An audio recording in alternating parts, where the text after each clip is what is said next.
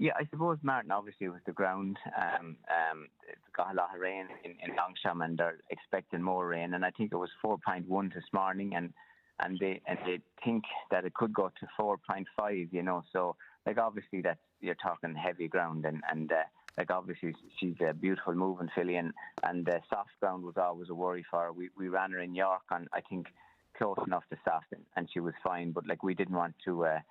Obviously overstep the mark, and we had to be respectful of her. No, listen, it was, and in France, if we put Ryan on her this morning at 9:30 and she didn't run, he couldn't ride anything else in the race. So, and obviously we would be declaring or thinking that she probably wasn't going to run. So we just felt it was the right thing, and she has the Breeders' Cup, which is probably, I think, could be the richest turf race in the world at the moment. To run in, and that's, I think, what the lads are thinking about aiming her at. Okay, so I guess you've been watching the weather forecast with a heavy heart this week.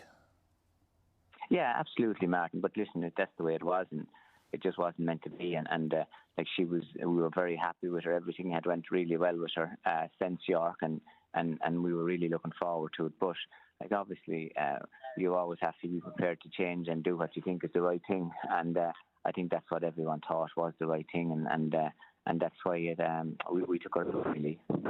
And you say the lads are thinking about Breeders' Cup now as opposed to maybe Champions Day for her. I guess the ground would come into play there as well, I suppose.